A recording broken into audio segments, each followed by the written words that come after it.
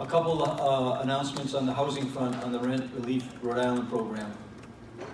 A few weeks ago, I mentioned that I had spoken to the White House, sharing concerns regarding Treasury guidance and how states could use the federal dollars to help renters and landlords affected by COVID-19.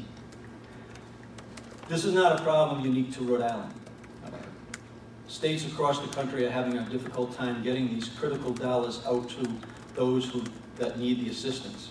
And we made that very clear in our call with the White House a few weeks back and asked them for certain restrictions to be lifted and guidelines to be relaxed. This week, U.S. Treasury updated their guidance, providing states additional flexibility when it comes to these dollars. I want to thank the Biden administration for listening to us here in Rhode Island and taking us up on some of our thoughts. I've instructed Rhode Island Housing to make a series of changes that we can anticipate will speed up the process of applications and the money getting out the door into the hands of Rhode Islanders that need it. Some of these changes include streamlining applications and forms and reliance on the information that they need to provide in order to qualify.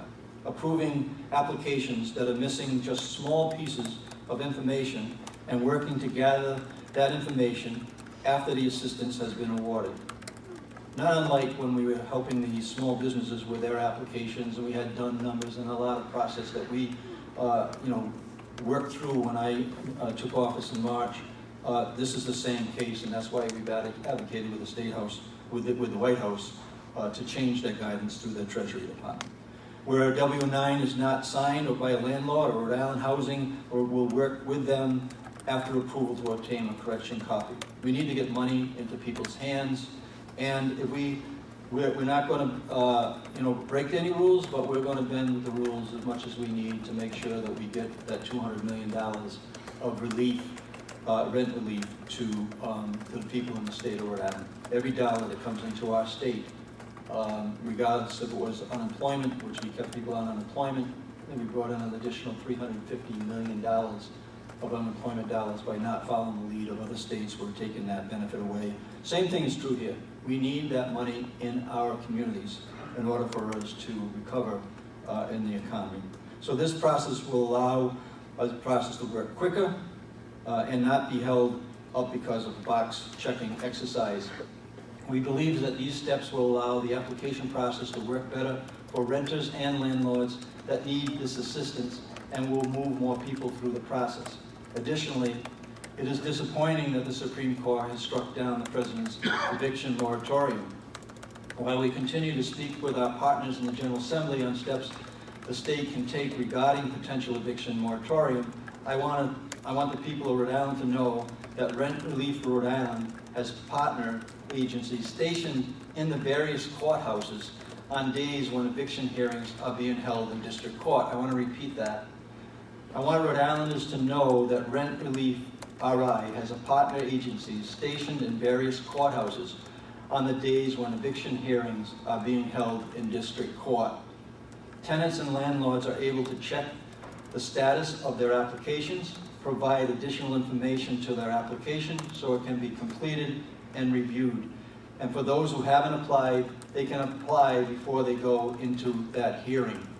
There's no one in the state of Rhode Island that has a need that should be evicted from any apartment that they're currently renting based on the ability that the state has to provide those federal dollars to the individuals that need the help. Additionally, the Center of Justice and Rhode Island Legal Service are able to represent applicants in court and in mediation efforts with their landlords. We know that tenants experience better outcomes in court when they are represented by legal counsel. The district court has been a great partner in this effort, and we are all working to try to prevent evictions for non-payment by getting as many people as possible assisted with rent relief dollars. Again, we started with $200 million. Last count I heard was we were down maybe 13 million, 14 million, but we have a great deal of dollars that need to get distributed over the next year. But we have a certain amount of money we have to get out right now. The bottom line is, with all this federal money, no eligible Rhode Islander should be evicted for non-payment of rent. To learn more about the program, you can call 1-855-608-8756. 1-855-608-8756. And I would also add, no eligible Rhode Islander should be evicted for non-payment of rent.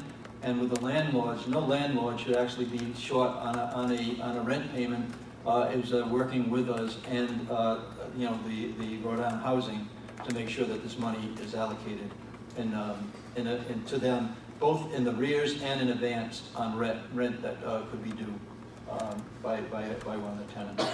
To learn more about the program, again, 1-855-608-8756, or visit www.rentreliefri.com. That's www.rentreliefri.com. And with that, I'll turn it over to Lieutenant Governor.